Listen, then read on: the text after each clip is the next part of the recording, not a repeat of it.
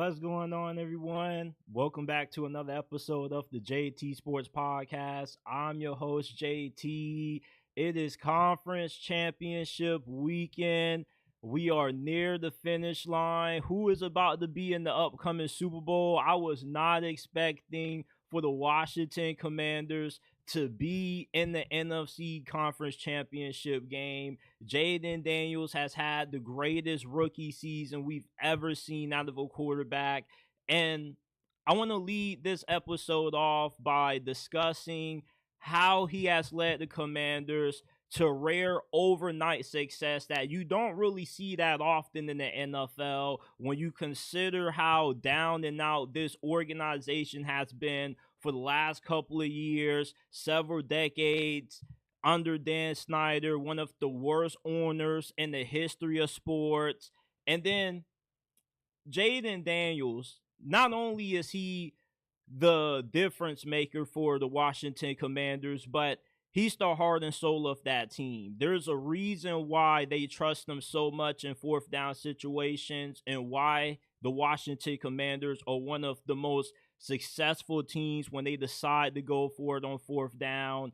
And then when you look at Saquon Barkley, who also has been the difference maker for his respective team, the Philadelphia Eagles, in his first season alone, he has more rushing yards than what the Philadelphia Eagles had as a team last season in 2023. So Saquon Barkley, not only has he helped elevate the Philadelphia Eagles ground game, but he also has elevated Jalen Hurts. Jalen Hurts has had the most efficient season as a quarterback. He only has a handful of turnovers. His turnover numbers are sliced in half from what they were before Saquon Barkley arrived in Philadelphia.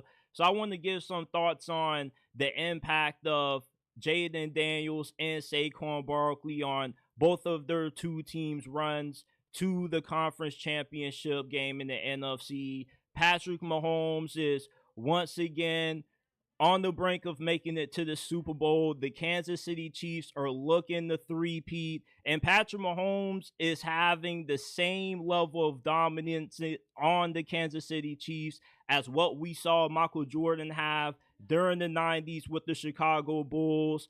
You see, the Buffalo Bills, they are going up against the Kansas City Chiefs team that is as vulnerable as what they've ever been. But it's just hard to see the Chiefs losing to the same team twice in the same season because of how good Patrick Mahomes and this team have been in the playoffs. It's just really hard to beat this team because you pretty much have to play flawless football, especially when you get into the final quarter of the game. So I just want to give my thoughts on all of these teams. I want to break down these conference championship matchups and give my predictions. Make sure that you smash that like button, subscribe to the channel, hit that bell icon if you're new so you don't miss when we drop new content and when we go live. Remember, we're not just a YouTube channel, we are a podcast. You can find us on Apple, Spotify, Amazon, wherever you get your podcast from. The JT Sports Podcast is available, and let's dive into it.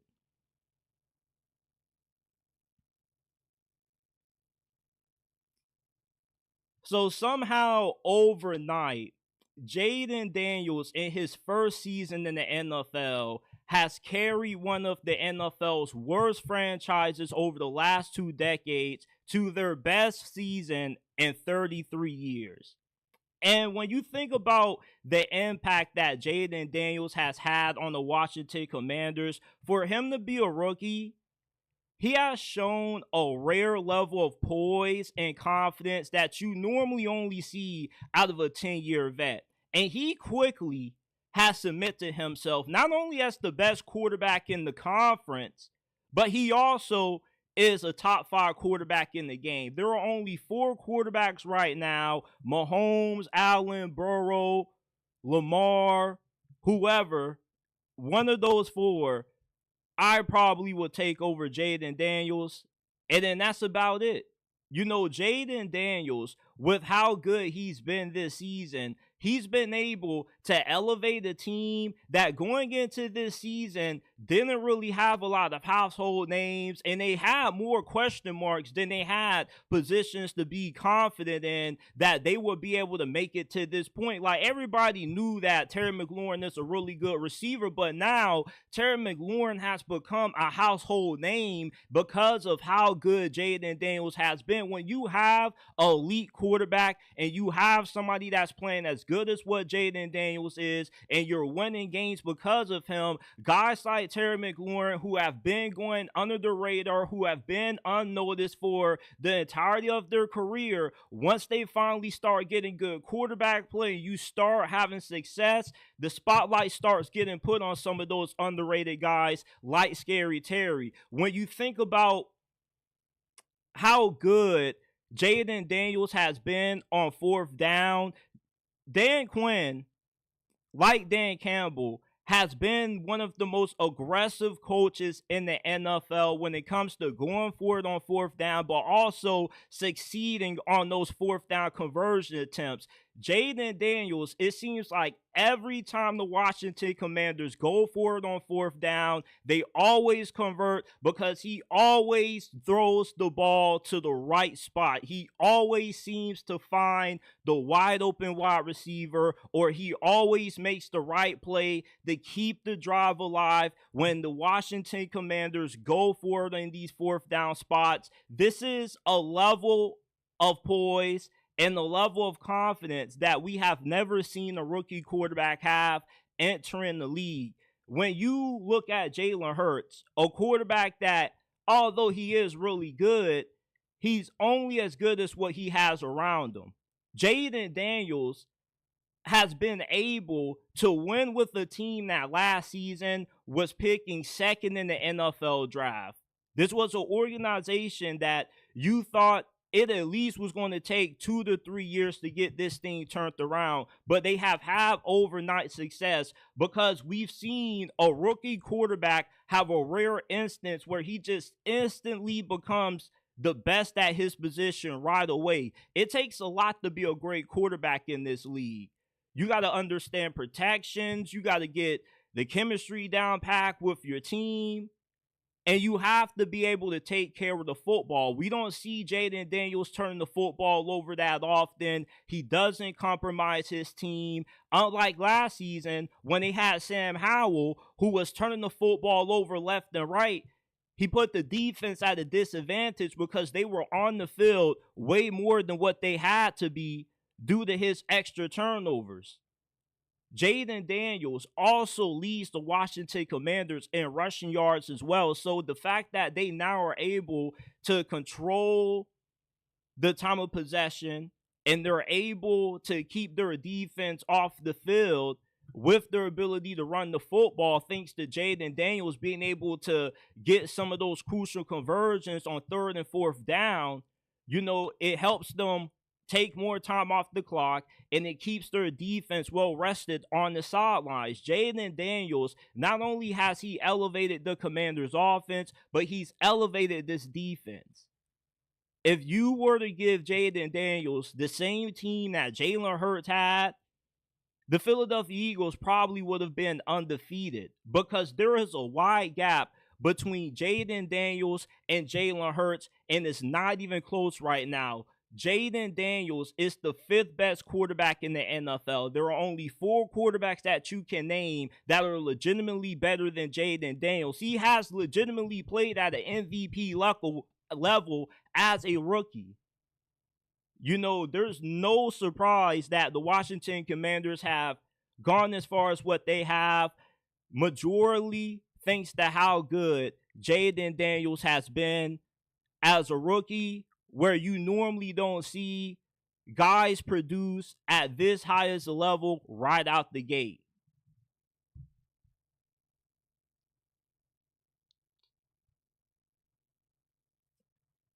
Coming into this season, let's just be honest, we all thought that the running back position in the NFL was dead.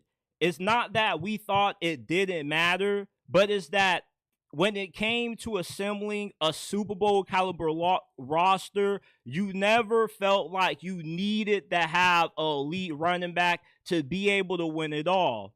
But with the Philadelphia Eagles making the addition of Saquon Barkley, picking him up in free agency when the New York Giants felt like they were giving Daniel Jones too much money to pay keeping Saquon Barkley, he goes to the rival and he ends up having one of the best seasons that we've ever seen out of a running back in the history of this league. Saquon Barkley has proved that when you have a team that already has a Super Bowl caliber roster and you add on an elite running back to go with it, he can take a Super Bowl caliber team and completely multiply it by times 100, because now you have a completely balanced team. When you're able to run the football, you're able to dominate the time of possession battle, you're able to wear down opposing teams. It helps you break off those big runs in the fourth quarter. It helps keep your defense well rested as well.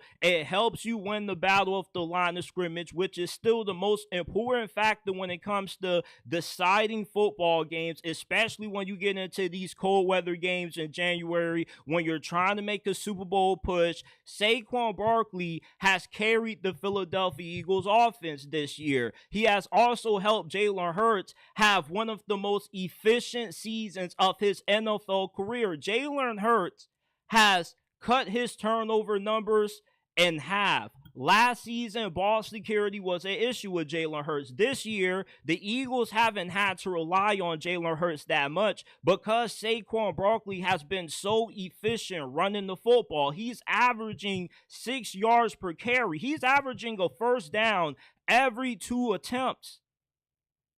You literally could run your offense through Saquon Barkley and only need your quarterback to do bare minimum and win pretty much basically 10 games as long as you have a great defense. We've seen Christian McCaffrey have this same impact when he got traded to the San Francisco 49ers a few years ago. He helped elevate that team. He helped solidify that team. One of the biggest mistakes that the New York Giants have made in the history of their franchise is letting go of Saquon Barkley. There was never a reason why Joe Schoen should have ever let Saquon Barkley walk out of the Big Apple, because he is one of those players that you can't tie his impact to positional value. Sometimes you have players who just exceed the value of positional norms. And Saquon Barkley is so good that despite him playing running back, he can equate to your team winning an additional 1 or 2 games because of how good of a player he is when he's healthy and when he's on the field. Saquon Barkley this season has revived the running back position. He has showed the importance of what having an elite running back can do for your team, how it can elevate your offense when you have somebody of his caliber at the position. You look at how good the Packers offense was this year with Josh Jacobs. The running back position, we are seeing a revival out of it. We are seeing a resurgence of running back play in the NFL because more teams are starting to recognize, like the Philadelphia Eagles, by signing a guy like Saquon Barkley, it can take a lot of burden or a lot of the stress off of your quarterback. It can help make you an all-around balanced football team, and that's what the goal is in the NFL. You have to be able to play complementary football. And the teams that are able to win in January, early February are the teams that can be balanced, the teams that can run the ball, but also throw the ball as well. And the Eagles, with you having Saquon, A.J. Brown, Devontae Smith, Jalen Hurts now, it makes it hard for opposing defenses to game plan for you, because who the hell are you going to try to stop? Shout out to everybody that's tuned in wherever you're watching, YouTube, X, Facebook. Make sure that you smash that like button, subscribe to the channel, hit that bell icon so you don't miss when we go live, when we drop new content. Remember, you can find us wherever you get your podcast from. Apple, Spotify, Amazon. The JT Sports Podcast is available. The links are down in the description down below.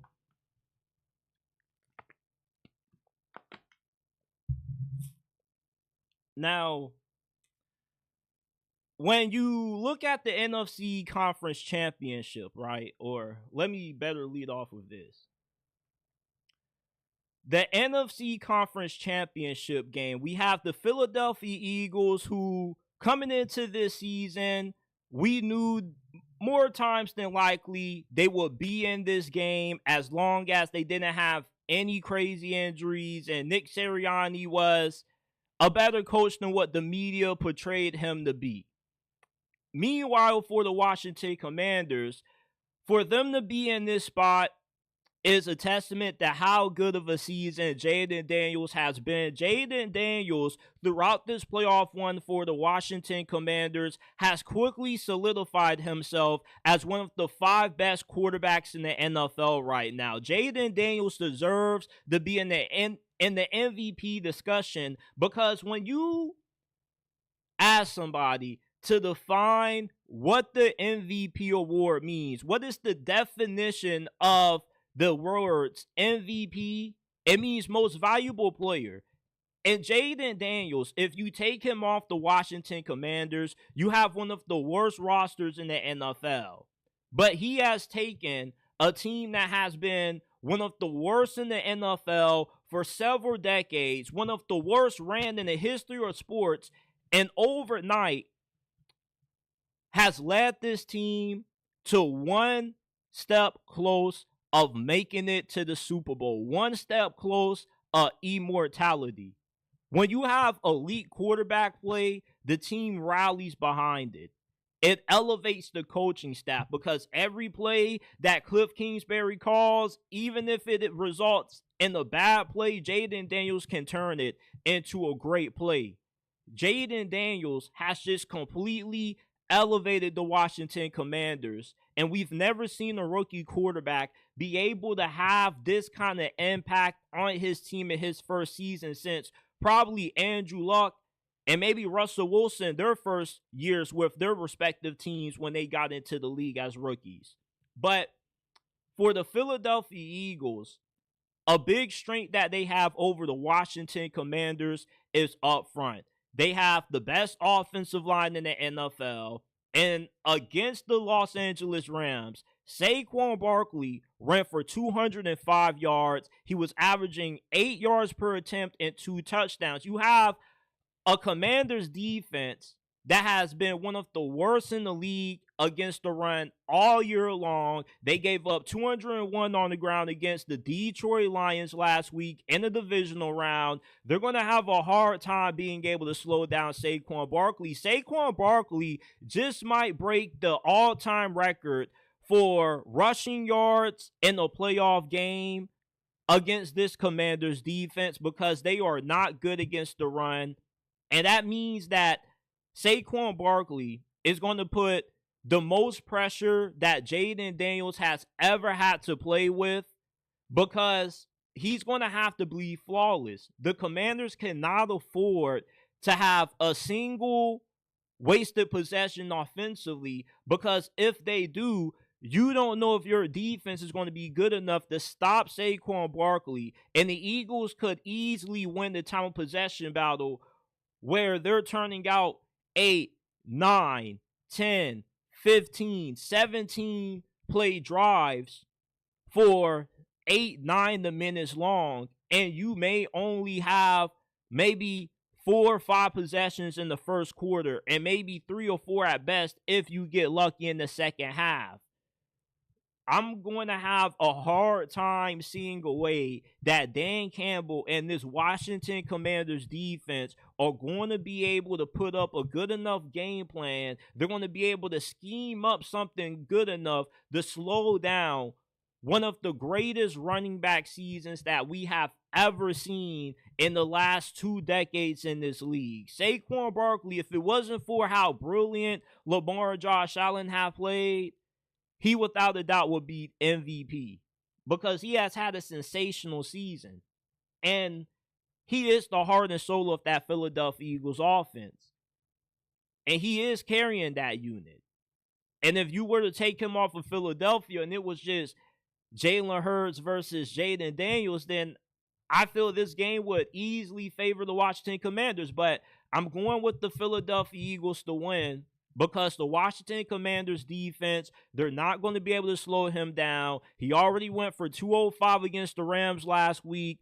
And with the Washington Commanders already giving up 200 against the Detroit Lions, we've already seen that this is a defense that is not good enough to slow down a running back as good as Saquon Barkley. You also have to factor in what Jalen Hurts is going to bring to the ground game as well. The Eagles, they're going to win a time possession battle. They're going to keep Jaden Daniels off the field. Vic Fangio has coached up the best defense in the NFL this year. And the Washington Commanders, they're really going to need Jaden Daniels to play flawless football if they want to end up making it to the Super Bowl because they just are outmatched talent-wise, and you just are really asking a lot out of their defense to be able to slow down Saquon Barkley. So give me the Philadelphia Eagles. 27-17 is going to be my final score prediction in this game. Shout out to everybody that's tuned in. Make sure that you go ahead, give us a 5-star review if you are enjoying this episode and you're listening up to this point. If you are a podcast listener, if you're on YouTube, remember, link down description is where you can find the Apple and Spotify versions of the podcast. Give us a 5-star review. Share this episode if you're listening on Apple and Spotify as well.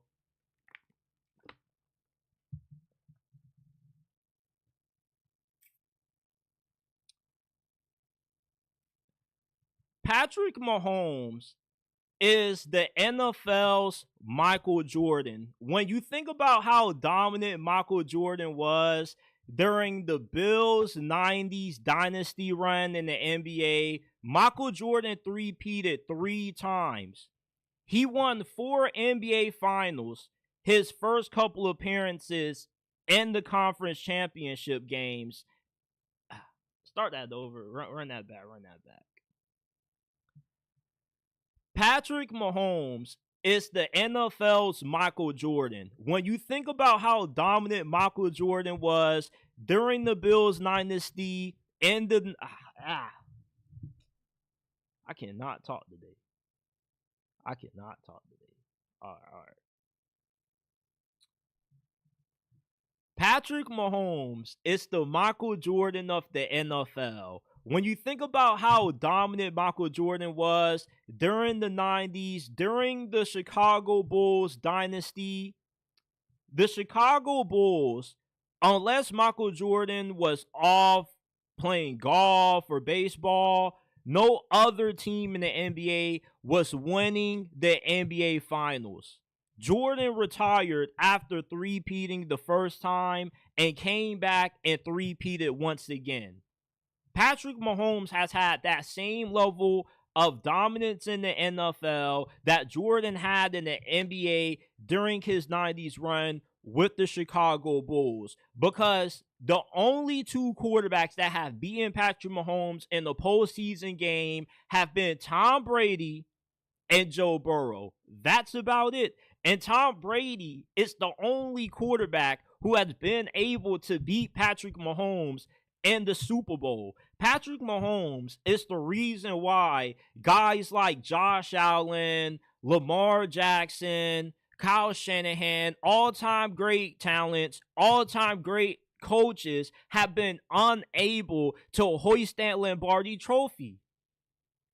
Patrick Mahomes has been to the conference championship game every single year he's been the starting quarterback in Kansas City. Do you not know how insane that is? That means that every single year, the Kansas City Chiefs have never came a game short of making it to the Super Bowl. The definition of a bad season as Kansas City is losing in the AFC Conference Championship game. That's the level of dominance that Patrick Mahomes has had in the NFL.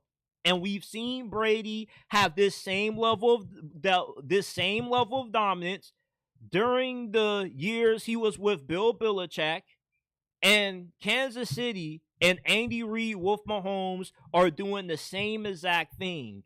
This is the closest thing that the NFL will ever see to Michael Jordan and the 90s Chicago's Bulls run, at least when it comes to this comparison, because people like to compare the New England Patriots to the 90s Bulls as well, but the difference between the Patriots and Kansas City is that Kansas City has just won more Super Bowls, and they've just been dominant for a longer stretch than what the Tom Brady dynasty was for their first few levels of dominance, or their first few years of dominance. Because Jordan, during their 8-year window during the 90s, they won 6 championships. Mahomes could have his 4th Super Bowl in 8 years if they're able to three-peat this season. And no other team in the history of this league has been able to three-peat. You have a quarterback that just knows how to win. And the only quarterback that Mahomes has lost to in the Super Bowl has been Tom Brady. Michael Jordan was undefeated in the NBA Finals. Mahomes is just a killer when it comes to head-to-head matchups against some of the all-time great quarterbacks of his generation. Think about this. If Patrick Mahomes was not playing, and it was just a league where we had Joe Burrow, Josh Allen, Lamar Jackson, how many other quarterbacks would have already have broken through by now? How many other quarterbacks would have already have won the Super Bowl if Patrick Mahomes wasn't in the league? Now think about how many all-time greats that Michael Jordan held back from winning championships in the NBA. Charles Barkley, John Stockton, Karl Malone. There are some all-time great players in the history of the NBA that have never won an NBA championship because of how dominant Michael Jordan was. Same thing can be said about Patrick Mahomes and the level of dominance that he's had in the AFC, to where guys like Josh Allen and Lamar Jackson still do not have Super Bowls despite being some of the most talented quarterbacks that ever played this position. Patrick Mahomes is the 90s Michael Jordan of football. Shout out to everybody in the chat. Shout out to my guy Ayo. He comments Buffs, or he comments Bills. Shout out to my guy Takan Is My World. He says thoughts on Trent Baalke finally being fired. Could the Jags still have a shot with Joe Brady and Liam Cohen, even with Ben Johnson gone? Apparently, Liam Cohen hasn't signed the extension with Tampa yet. Man, I was reading the reports on that before I came on live. I plan on doing a video for that later on during the week, but just right off the dome, I feel like the Jags, firing Trent Baalke this late into the process was a desperation move. If you were going to fire Trent Baalke, you should have fired Trent Baalke as soon as you fired Doug Peterson, because you missed out on Ben Johnson. Maybe if Trent Baalke isn't around a few weeks ago, maybe you're able to lure Ben Johnson. But even if Ben Johnson always had his sights set on taking the Chicago Bears job, with you firing Trent Baalke this late into the process, it just further shows how dysfunctional you are. Because if you're making erratic decisions like this, how can we not say that you're not going to make an erratic decision when it comes to the future of the head coach 2-3 years down the line? Maybe you get erratic and fire him before the season ends.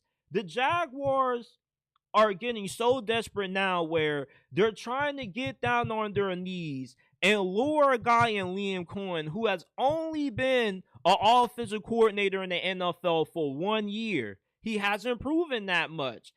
Joe Brady got fired by Matt Rule when he was the offensive coordinator of the Carolina Panthers. Now, I get it that, it wasn't a great situation for him, and he has done a great job with the Buffalo Bills after they fired Ken Dorsey, but we've seen a lot of offensive coordinators who have worked with great quarterbacks like Aaron Gase or Adam Gase when he was the offensive coordinator with Peyton Manning and the Denver Broncos. We saw how bad he was with the Miami Dolphins and the New York Jets. When you have offensive coordinators that work with great quarterbacks, I really question just how good of an offensive mind they truly are. We've seen Kyle Shanahan have success with Robert Griffin III his rookie season. We've seen him have success with Matt Ryan, help guide Matt Ryan to the best season in his NFL career, and he won MVP. Matt Ryan never played as good under anybody else after Kyle Shanahan left Atlanta. That was the prime example that Kyle Shanahan was a great offensive mind. Look what Sean McVay was doing in Washington with Kirk Cousins. How is it that the Rams hired the better coach off of that Washington staff that Sean McVay was on, and McVay wasn't even the head coach? When you look at Liam Cohen, I just don't know if he is, a guy that if Jacksonville is trying to throw the kitchen sink at him, if it really would be a worthwhile investment. This was somebody who was just coaching college football a few years ago. I think the Jaguars are in a really bad place right now when it comes to their head coaching search. Them firing Trent Baalke this late into the process was an absolute desperation move. And going after Joe Brady, Liam Cohen, you're just getting the low-hanging fruit, because right now we don't know if these are the two most qualified guys to be head coaches. Ben Johnson and Aaron Glenn, they paid their dues. But Ben Johnson and Liam Cohen, they still have a lot to prove. This is no similar than the offensive coordinator for the Houston Texans, Bobby Slowick. Remember, he was a hot head coaching candidate around this time last year, and look how bad his stock has tanked this past season with the Texans. Now nobody's bringing him up for head coaching interviews anymore. So I'm just saying, the Jaguars never really had a great pool to pick from when it came to these head coaches anyway. And now that you're firing Trent Baalke this late into the process, it just shows that if you're trying to get desperate and you're going after one of these guys, you really don't have a plan. You're just trying to get whoever. If I was the Jaguars, I would hire John Gruden. I know a lot of y'all are against it, but at least John Gruden is better than what you're going to get at this point. John Gruden would love to play football. The Jaguars didn't get Ben Johnson. They can't get Liam Cohen. Those are the best offensive minds they could have gotten. Who can Jacksonville get at this point that would be a good hire? That's actually attainable, that wants to coach in Jacksonville. John Gruden knows how to get the best out of the quarterback position. Derek Carr had his best seasons under John Gruden. If Jacksonville wants to find an offensive-minded coach that can fix Trevor Lawrence, at this point, the best they can get is John Gruden or Mike McCarthy. Either Mike McCarthy or John Gruden. If the Jaguars can walk away with Mike McCarthy, that would be a win, because at least Mike McCarthy has shown that he can win wherever he goes. You might not ever be a Super Bowl contender with Mike McCarthy, but when you have a franchise that has been so consistently bad as what the Jaguars have been, you take a 9, 11-win season consistently, maybe 12 in the divisional round exit out of a guy like Mike McCarthy, because this franchise has never consistently been a playoff team year in and year out. I don't think the Jaguars have ever had a season in my life when they went to the playoffs in consecutive seasons.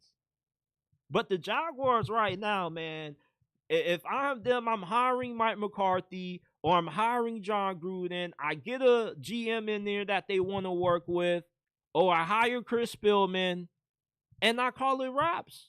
There's no other coordinator out there who they can get that's enticing to me. Maybe Brian Flores, but does Brian Flores know offense? At the end of the day, I get everybody wants a culture guy, everybody wants a defensive guy, but you put a lot of money into Trevor Lawrence this offseason, and you got to make sure that you get every penny's worth that you paid Trevor. So therefore, the priority should be getting an offensive-minded head coach that can get him playing good football. You can't get Ben Johnson. You can't get Liam Cohen. Your best options out there are John Gruden or Mike McCarthy. That's about it. Nobody else wants to coach in Jacksonville that actually has options. You're forced to be desperate now that you fired Trent Baalke this late. It just screams desperation.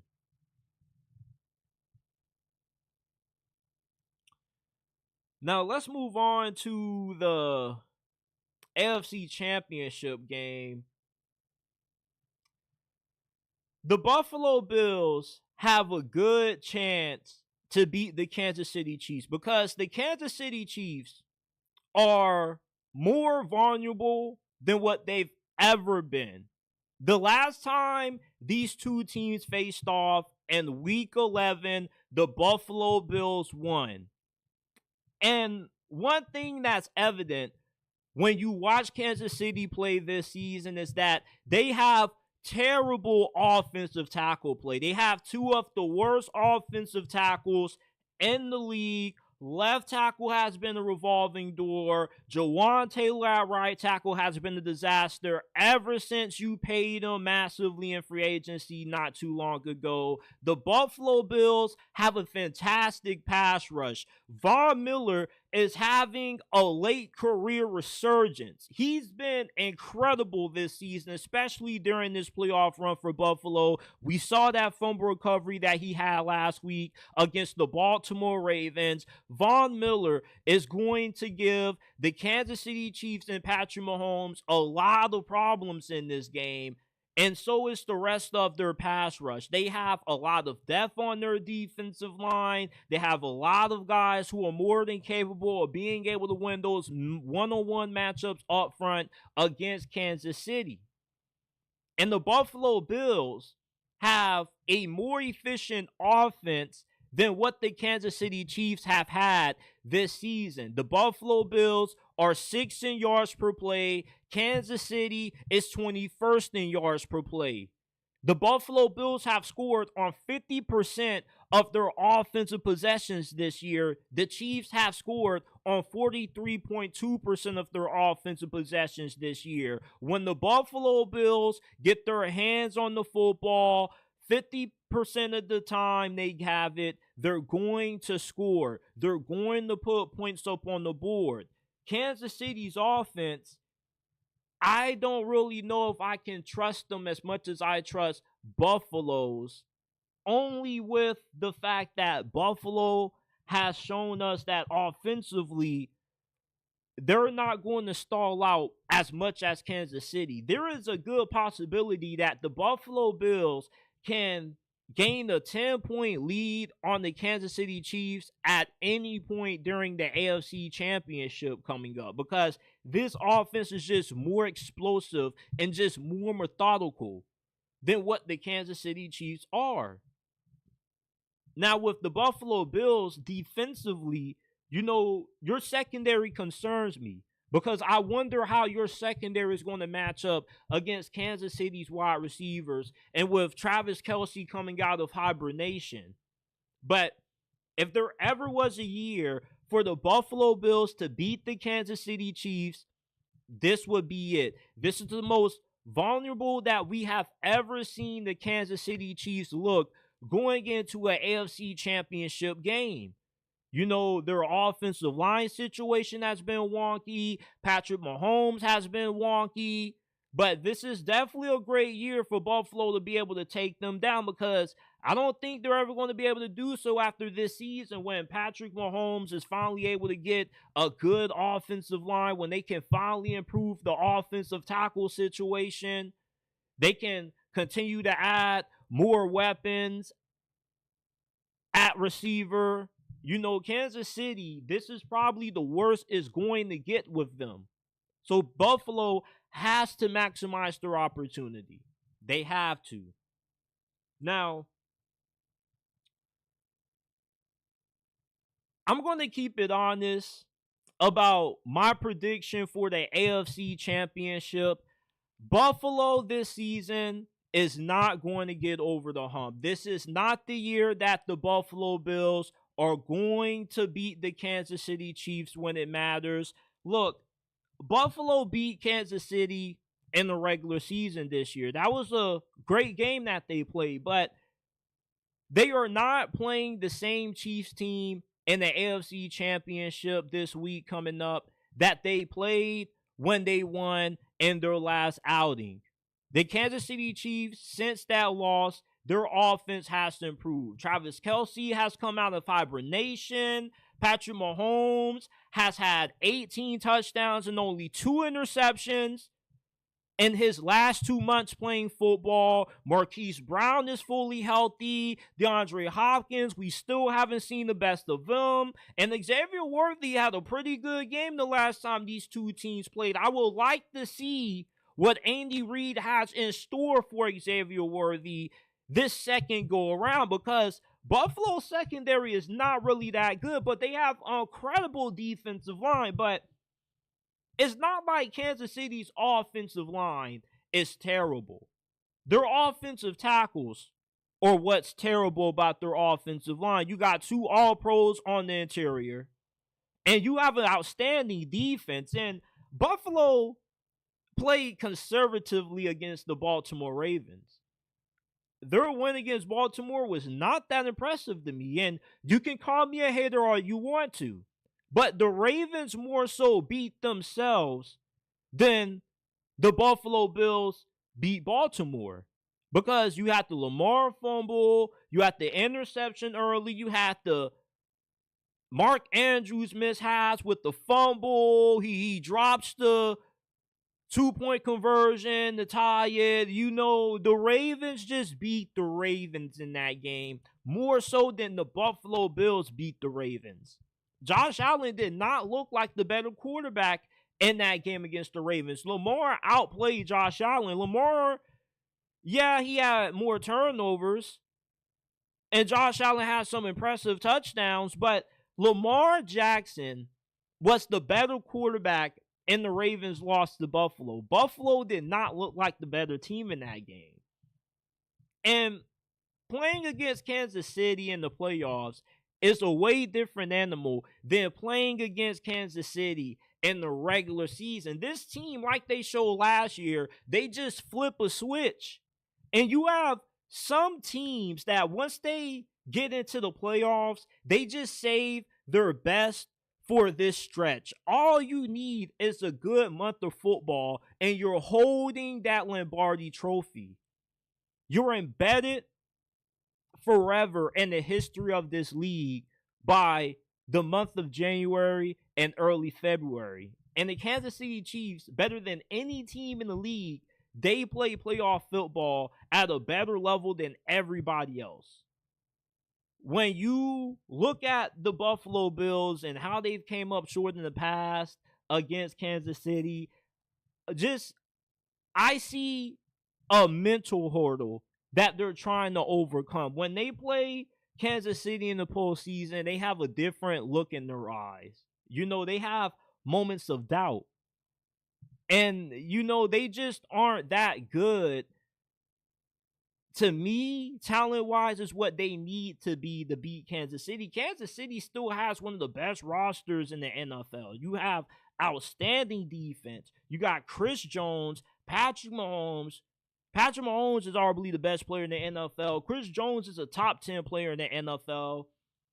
Great linebackers, good players in the secondary. And Buffalo, like, they overachieved this year. Before this season started, nobody that much really thought that Buffalo would be in contention for the AFC this year. So I just don't see the Buffalo Bills being able to get over the hump this year and being able to beat the Kansas City Chiefs. I just don't see it. I got Kansas City winning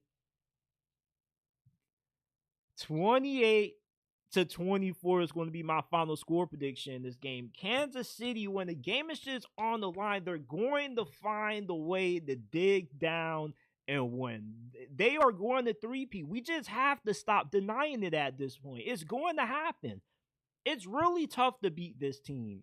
Everything has to go right because they've shown last season and this season that, even when they're playing their worst, they still know how to win. And it's not luck if you can continue to do it. It's not luck if you do it twice. And Kansas City just continuously finds ways to win. Plus, you got to beat the refs when you play Kansas City. You think Buffalo can overcome Kansas City and overcome the men in the black and white as well? You got to overcome the 12th man. It's just written in the script for Kansas City to three-peat this year. Now, after this year is when I think the Kansas City Chiefs are not going to be as dominant anymore. But this year, man, I just don't see the Buffalo Bills being able to get over a hump with the team that just is not that great. It just isn't. I got to see it to believe it. I got Kansas City winning. I got them winning. This is it for this episode of the JT Sports Podcast. I appreciate you guys for tuning in. Shout out to my guy, Tekken is my world. He says, I know Joe Brady and Liam Cohen are not perfect, but I can't think of anyone else better.